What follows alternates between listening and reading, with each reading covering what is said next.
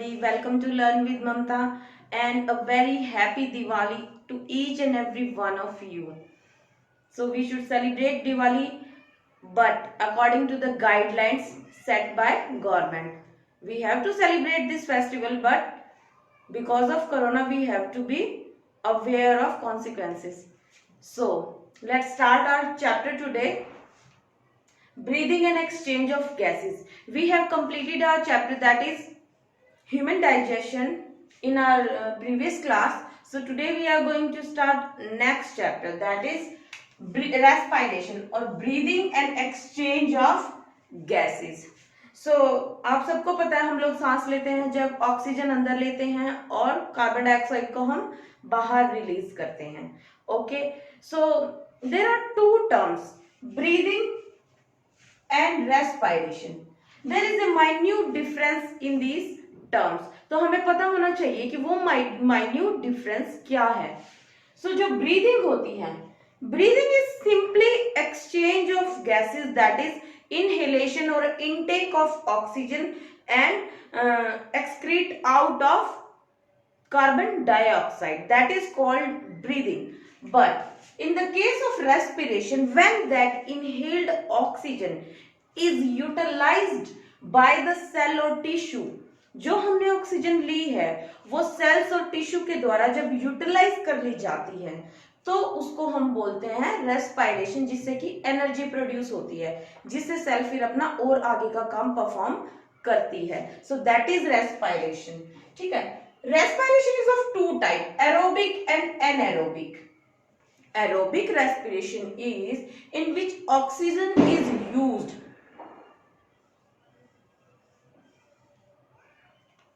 Aerobic respiration is in which oxygen is used. Anaerobic respiration is when absence oxygen is not used. Absence of oxygen में जो होती है activity उसको बोलते हैं एनएरोबिक. ठीक है. सो हम एरोबिक है because we need oxygen. Respiratory system, so to perform these kind of activity for intake of oxygen and excrete out of carbon dioxide, okay, so we need a proper system just like digestive system. That system we call it respiratory system or respiratory tract, जो कि air को अंदर लेगा और उसके अंदर से oxygen ले लेगा और CO2 को बाहर निकाल देगा. तो उसको बोलते हैं रेस्पिरेशन. और उसके लिए एक स्पेशलाइज्ड ऑर्गन हमारे पास है, स्पेशलाइज्ड सिस्टम हमारे पास है, that is respiratory system and organ is the lungs. Lungs perform करते हैं ना रेस्पिरेशन को. So we will talk about them later. Respiratory system होते हैं. Respiratory system provide route for the exchange of gases. एक प्रॉपर रूट प्रोवाइड करता है exchange of gases के लिए. ऐसा नहीं है कि अंदर बैठे हैं, हाँ भाई ऑक्सीजन आगे ले ली, ऐसे कोई सामान थोड़ी है कि जो हमने एक्सचेंज कर लिया. तो उसके लिए एक प्रॉपर प्रोसेस होती है जो कि फॉलो करनी पड़ती है, प्रॉपर पाथ होता है जो कि फॉलो करना पड़ता है, जो प्रोवाइड कराता है respiratory system. So depends upon the habitat in which animals are living. So different animals respire through different organs. For example, हम देख लेते हैं कि जो अलग अलग ऑर्गेनिजम्स है वो कैसे रेस्पिरेशन करते हैं. ह्यूमंस के अंदर तो respiration organ, respiratory organ lungs है, पर दूसरे ऑर्गेनिजम्स में क्या होता है. सो जो नेरिस होता है उसके अंदर होते हैं पैरापोडिया. ठीक है.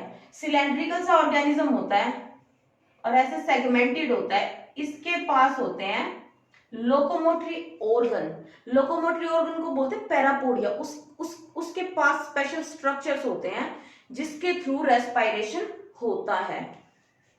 बुक लंग्स, जो बुक लंग्स होते हैं वो स्पाइडर्स और स्कॉर्पियंस में देखे जाते हैं, वो उनके द्वारा रेस्पिरेशन करते हैं. फ्रॉग, वेरी इंपॉर्टेंट, हम ऐसा करके याद रख सकते हैं इसको, PCM, फिजिक्स केमिस्ट्री बायो. ठीक है.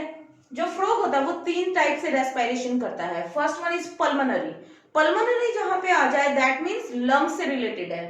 Second one is cutaneous. ठीक है. जो उसकी आउटर लेयर होती है, क्यूटेनियस लेयर होती है, वो उसके थ्रू भी रेस्पायर करता है. बकोफेरेंशियल, जो बकल कैविटी होती है और जो फेरेंक्स होता है उसके थ्रू भी फ्रॉग रेस्पायर करता है। तो वो 3 टाइप से रेस्पिरेशन की प्रोसेस को अंजाम देता है। ठीक है, क्यूटिकल, अर्थ फॉर्म में क्यूटिकल के थ्रू होती है, स्किन के थ्रू जो क्यूटिकल होती है उसके थ्रू रेस्पायरेशन होती है। ठीक है, गिल्स, फिशेस में गिल्स होते हैं। ट्रैकिया इन इंसेक्ट्स, स्पाइनिकल्स, ट्रैकिया इंसेक्ट्स में होता है।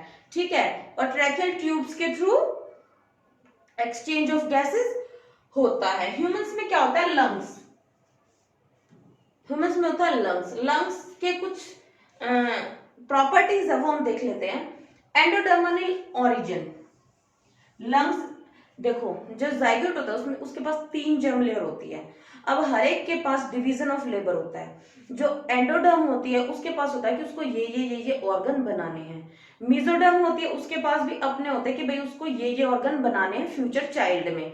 और जो एक्टोडर्म होती है वो भी अपने अपने ऑर्गन बनाती है। तो जो लंग्स हैं वो एंडोडर्मल ओरिजिन के होते हैं।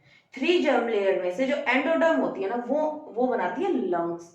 ठीक है, सेकंड बात, डिफ्यूजन की प्रोसेस को हमें बहुत अच्छे से पढ़ना पड़ेगा, क्योंकि जो एक्सचेंज डिफ्यूजन की प्रोसेस को हमें बहुत अच्छे से पढ़ना पड़ेगा क्योंकि जो एक्सचेंज ऑफ गैसेस है वो डिफ्यूजन के थ्रू होता है। ठीक है, मेम्ब्रेन, मेम्ब्रेन जो होती है जहां पे एक्सचेंज ऑफ गैसेस होना है वो बहुत ही ज्यादा इंपॉर्टेंट है। पहली बात तो वो पतली होनी चाहिए, दूसरी बात उसके पास वस्कुलैरिटी होनी चाहिए। ठीक है, उसके पास ब्लड वेसल बहुत ज्यादा होनी चाहिए ताकि एक्सचेंज ऑफ गैसेस ज्यादा से ज्यादा हो सके। ठीक है, और परमिएबल होनी चाहिए, जो intake and outgoing of gases है वो इजी होना चाहिए। ठीक है, एरिया, जो एल्वोलाई होती है वो मिलियंस में होती है लंग्स के अंदर। ठीक है, वो सरफेस एरिया को ज्यादा रखती है ताकि एक्सचेंज ऑफ गैसेस भी ज्यादा हो सके। ठीक है, सो ये सब है अभी रेस्पिरेटरी सिस्टम और respiratory organ in different different organism. अब जो जो जहां जहां पे रहता है उसके अकॉर्डिंग ही वो अपने रेस्पिरेटरी सिस्टम को डेवलप करते हैं। जैसे कि फिशेस गिल्स के थ्रू रेस्पायर करते हैं क्योंकि वो वाटर में रहती है ना। सो ह्यूमन लंग्स के थ्रू रेस्पायर करते हैं बिकॉज वो टेरेस्ट्रियल ऑर्गेनिजम्स हैं। आगे हम देखते हैं रेस्पिरेटरी सिस्टम को अच्छी तरह से। This is respiratory tract of human beings.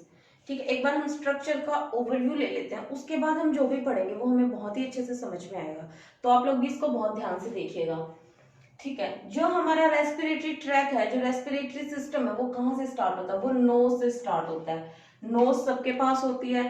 ठीक है, जो नोज के फ्रंट में जो 2 होल्स होते हैं उनको हम बोलते हैं नोस्ट्रिल्स। ठीक है, नोस्ट्रिल फिर आगे जाकर नेजल कैविटी में खुलते हैं। ठीक है, आगे नेजल कैविटी होती है। नेजल कैविटी फिर जाती है फेरिंग्स में। फेरिंग्स में हमने डाइजेस्टिव सिस्टम में भी पढ़ा था। फेरिंग्स क्या होता है? It is a common passage for both food and air. Food और एयर दोनों यहां से पास होंगे। ठीक है, इनको डिफ्रेंशिएट कौन करता है?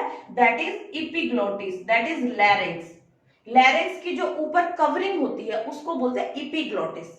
तो वो गाइड करता है फूड को उस साइड जाने के लिए, यानी कि एसोफेगस में जाने के लिए, और एयर ट्रैकिया में आती है। ठीक है, तो बहुत इंपॉर्टेंट पार्ट है फेरिंग्स, तो कॉमन पासेज है फूड एंड एयर बोथ। ठीक है, उसके बाद आ जाता है लैरिंग्स। लैरिंग्स है ये स्ट्रक्चर आपको दिख रहा है ना, कार्टिलेजिनियस स्ट्रक्चर, और इसकी जो ऊपर लिड होती है उसको बोलते हैं हम इपिग्लोटिस। ठीक है, इपिग्लोटिस, इसको हम बहुत अच्छे से पढ़ेंगे भी। बट इपिग्लोटिस एक कार्टिलेजिनियस स्ट्रक्चर है, फ्लैप लाइक स्ट्रक्चर है जो कि मतलब इसको कवर करता है लैरिंग्स की ओपनिंग को। ठीक है, उसके बाद आ जाता है लैरिंग्स। लैरिंग्स इज अ वॉइस बॉक्स, इसको वॉइस बॉक्स भी बोला जाता है क्योंकि जो वॉइस प्रोडक्शन का जो काम है वो लैरिंग्स के थ्रू ही होता है। वन मोर थिंग, नोज के अंदर ऑल्फैक्शन का प्रोसीजर होता है, यानी कि ऑल्फैक्टरी रिसेप्टर्स होते हैं जिससे कि हम चीजों को स्मेल कर सकते हैं। सो ऑल्फैक्शन भी होता है नोज के अंदर।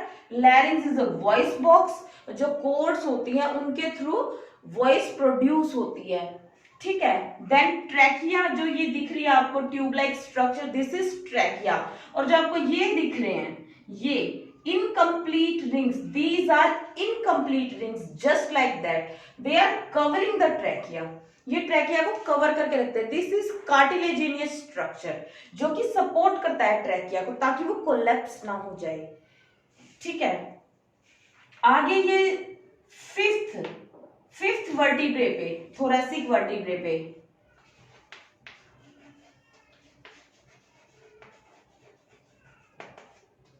फिफ्थ थोरैसिक वर्टिब्रे पे, ये फिफ्थ काउंट करना है, 1 2 3 4 5।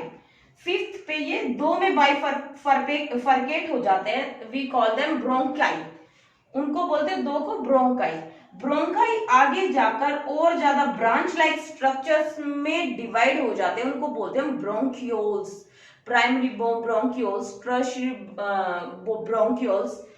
ठीक है, तो उसके बाद जो एंड, जो टर्मिनल पार्ट है, उसको बोलते हैं एल्वुलाई। जो मेन एक्सचेंज ऑफ गैस होता है वो होता है एल्वुलाई के अंदर। These are two pair of lungs, हमारे पास टू पेयर ऑफ लंग्स होते हैं। ठीक है, यहाँ पे बीच में कहीं हार्ट प्रेजेंट होता है, तो यहाँ पे एक हार्ट की नोज, हार्ट का स्पेस भी बना होता है। ठीक है, बीच में हार्ट प्रेजेंट होता है।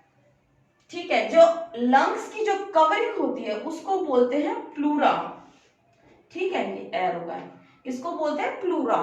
ठीक है, ये कवरिंग है जो लंग्स को मॉइस्ट रखती है, उनको सेफ रखती है। दो आउटर और इनर होती है, ये बीच में प्लूरल फ्लूइड होता है। ठीक है, this structure, this dome like structure is called diaphragm. इसको डायफ्राम बोलते हैं। ठीक है, ये मस्कुलर इन नेचर होती है, मस्कुलर टेंडन भी होती है। ओके, ये हम इसके बारे में आगे पढ़ेंगे।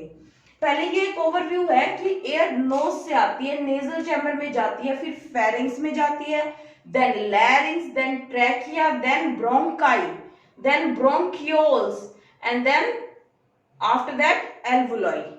ठीक है, ये जो है डायफ्राम स्ट्रक्चर है, ये किसमें हेल्प करता है? ये हेल्प करता है ब्रीदिंग के मैकेनिज्म में, ब्रीदिंग की प्रोसेस में हेल्प करता है।